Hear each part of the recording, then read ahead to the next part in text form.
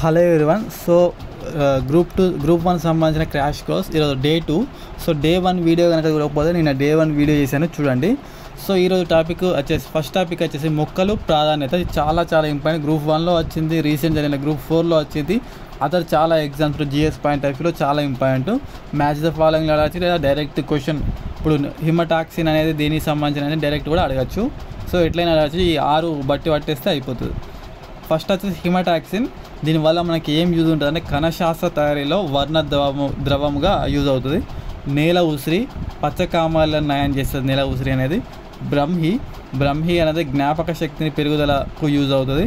కరక అనేది మనకు గొంతు వ్యాధికి యూజ్ అవుతుంది, కరక్కాయ అంటారు మన సైడ్. అశ్వగంధ వచ్చేసి నరాల బలహీనతను తగ్గుతుంది. సర్పగ్రంథ వచ్చేసి రక్తపోటు అంటే బీపీని తగ్గిస్తుంది. సో ఇవి 6 చాలా ఇంపార్టెంట్. హిమటాక్సిన్ వచ్చేసి కణశాస్త్ర తయారీలో వర్ణద్రవము, నేల ఉసిరి వచ్చేసి పచ్చకామెర్లు, బ్రహ్మి వచ్చేసి జ్ఞాపక శక్తి పెరుగుదల, కరక గొంతు వ్యాధి, అశ్వగంధ నరాల బలహీనత తగ్గుదల, సర్పగ్రంథి వచ్చేసి రక్తపోటు. సో చిన్న అనౌన్స్మెంట్ ఏంటంటే తెలంగాణ హిస్టరీ సంబంధించిన మెంటర్షిప్ ప్రోగ్రామ్ సంబంధించిన పీడిఎఫ్ వచ్చేసి 30 rupees only. Telangana movement and social సంబంధించి 75 ఓన్లీ. ఈ సోషల్ ఏంటంటే రీసెంట్గా మన కేపీపీఎస్సీ గ్రూప్ 2లో 30 క్వశ్చన్స్ సోషల్ ఉంటే మన థీమ్స్ నుంచి 23 క్వశ్చన్స్ అనేది డైరెక్ట్ ఉన్నాయి అన్నట్టు. సో అంత అథెంటిక్ పీడిఎఫ్స్ ఇవన్నీ. సో 2 కలిపితే మనకు అప్రాక్సిమేట్ 105 100 రూపీస్కి 3 కలిపి వస్తాయి.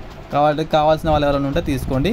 సో ఇది దీనికి సంబంధించి ఎట్లా అంటే టెలిగ్రామ్లో జాయిన్ అంటే టెలిగ్రామ్లో మన డీటెయిల్స్ ఉంటే అక్కడ డెమో పీడిఎఫ్స్ ఉంటే చూసిన తర్వాత తీసుకోండి. ఈ పీడిఎఫ్లో నేను టెలిగ్రామ్లో పోస్ట్ చేస్తాను, ప్రతి ఒక్కరు దాంట్లో జాయిన్ కావండి టెలిగ్రామ్లో. ఇక్కడ మనకు నెక్స్ట్ ఇంపార్టెంట్ వచ్చేసి మనకు షోడశ మహాజనపదాలు వాటి రాజధాని ఇక్కడ ఇవ్వడం జరిగింది. సో వాటికి సంబంధించి చూడండి. ఫస్ట్ వచ్చేసి మనకు 16 మహాజనపదాల్లో లాస్ట్కి మాత్రం మిగిలిన ఏంటంటే మగధ, కోసల, వత్స్య, అవంతి. 4 మాత్రమే లాస్ట్ వరకు మిగిలినాయి. మగధ, కోసల, వత్స్య, అవంతి. గ్రూప్ యూపీఎస్సీ ప్రిలిమ్స్లో వచ్చిన క్వశ్చన్. లాస్ట్కి మిగిలిన 4 మహాజనపదాలు ఏందని చెప్పేసి ఒక 6 ఇచ్చి క్రింది వాటిలో ఏవి 4 అన్నాడు. So Magadha, next Kosala, next Vatsa, Avanti Vatsa కింద వత్స్య.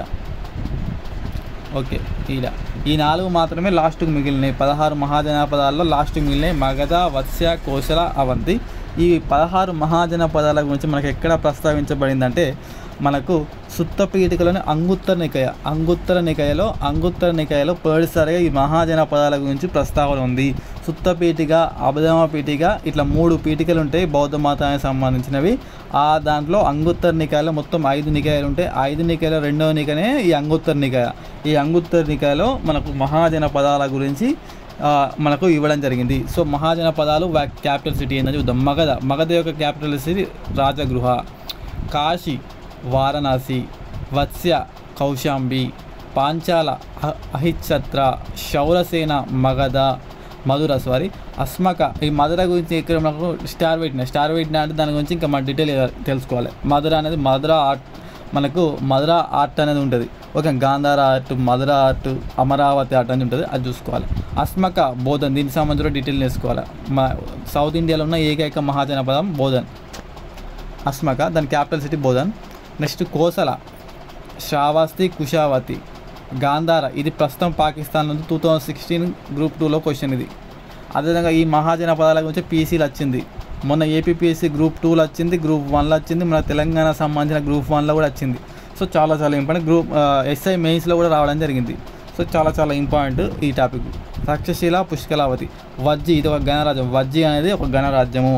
వైశాలి, వజ్జి క్యాపిటల్ వైశాలి.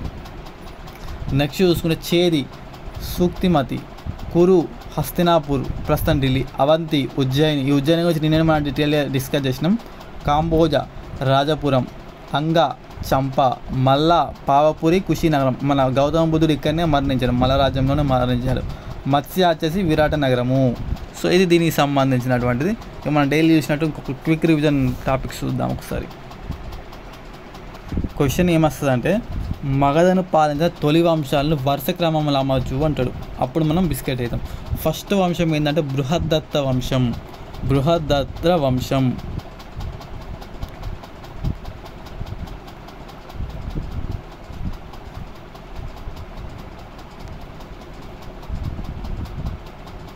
నెక్స్ట్ వచ్చేసి మగధను పరిపాలించింది హర్యంక వంశం.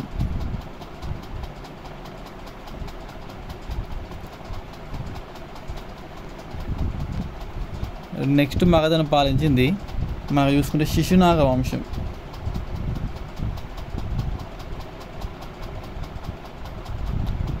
నెక్స్ట్ పరిపాలించింది మనకు నందవంశం.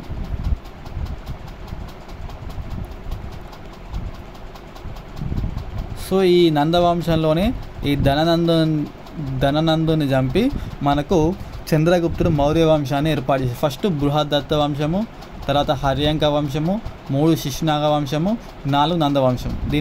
దీని యొక్క ఎవరు దాన్ని ఇది చేసిన అనేది కూడా మనకి ఇంపార్టెంట్. చూడండి అంటే మొదటి స్థాపించిన చూడండి బృహదత్త వంశాన్ని జరాసంధుడు అనే వ్యక్తి స్థాపించిండు. ఓకే, జరాసంధుడు అనే రాజు దీన్ని స్థాపించిండు. ఓకే, నెక్స్ట్ హర్యక వంశాన్ని మనకు స్థాపించింది బింబిసారుడు. హర్యక వంశాన్ని బింబిసారుడు స్థాపించిండు. శిశునాగ వంశాన్ని శిశునాగుడు స్థాపించిండు. అదేవిధంగా మనకు నందవంశాన్ని మహాపద్మనందుడు స్థాపించిండు. బృహదత్త వంశాన్ని జరాసంధుడు, హర్యంక వంశాన్ని బింబిసారుడు, శిశునాగ వంశాన్ని శిశునాగుడు, నందవంశాన్ని మహాపద్మనందుడు. ఇది చాలా ఇంపార్టెంట్, వరుస క్రమంలో అడుగుతారు. ఆల్రెడీ ఒక 2-3 టైమ్స్ ఈ క్వశ్చన్ వచ్చేసి రావడం జరిగింది. సో నెక్స్ట్ ఇంపార్టెంట్ టాపిక్కి వెళ్ళిపోతే మనం చిన్న టాపిక్ వచ్చేసి ఇది చాలా చిన్న టాపిక్. సో దీనికి సంబంధించి చూసుకోండి. ఇది అశోకుని సంబంధించినది. మనకు ఖరోష్టి లిపి అని ఉంటుంది. ఖరోష్టి అదేవిధంగా అరబిక్. ఈ రెండు కూడా కుడి నుండి ఎడమకు రాస్తారు. మనం యాక్చువల్గా ఇట్లా రాస్తాం కదా. ఈ ఖరోష్టి అండ్ అరబీలో ఇటు నుండి ఈ ఆర్డర్లో ఉంటుంది అన్నట్టు. ఇది ఒక్కటి గుర్తుపెట్టుకోండి. బ్రహ్మీ లిపి, అదేవిధంగా మనకు గ్రీకు. ఇది చాలా ఇంపార్టెంట్ క్వశ్చన్, 2 సార్లు వచ్చిన క్వశ్చన్ ఆల్రెడీ. ఈ రెండు వచ్చేసి మనకు సేమ్ మనం ఎట్లా రాస్తామో అట్లనే ఉంటుంది. అయితే అశోకుని శాసనాల్లో మొత్తం 3 రకాల లిపిలు యూజ్ చేసిండు. ఈ క్వశ్చన్ మనకు ప్రీవియస్ నచ్చింది. అశోకుని శాసనాల్లో మొత్తం 3 రకాల లిపిలు యూజ్ చేసిండు. ఒకటి ఏంటిది? ప్రాకృతం.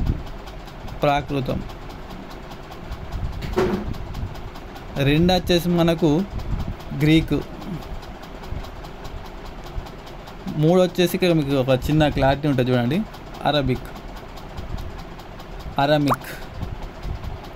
కాదు అరమిక్. అయితే చూడండి ఒకసారి, చాలా చాలా ఇంపార్టెంట్. భాషలు ఏంటి మొత్తము? అశోకుడు యూజ్ చేసిన భాషలేమో ప్రాకృతము, గ్రీకు, అరమిక్. కానీ లిపులు ఏంటి అంటే లిపులు వేరే మళ్ళీ. ఓకేనా, లిపులు భాషలు 2 డిఫరెంట్. ఇప్పుడు మన తెలంగాణలో కూడా కొన్ని భాషలకు భాష ఉంటుంది, మాట్లాడతారు కానీ దానికి లిపి ఉండదు. సో ఇది అన్నట్టు అశోకుని కాలంలో ఇదే క్వశ్చన్ వేసి కన్విన్స్ చేసిండు. ఈ 3 ఏమో భాషలు, అశోకుని కాలంలో శాసనాల్లో ఉపయోగించిన భాషలు. మనం స్టార్టింగ్లో కూడా తెలుగుని ఇంగ్లీష్లో టైప్ చేస్తున్నాం కదా.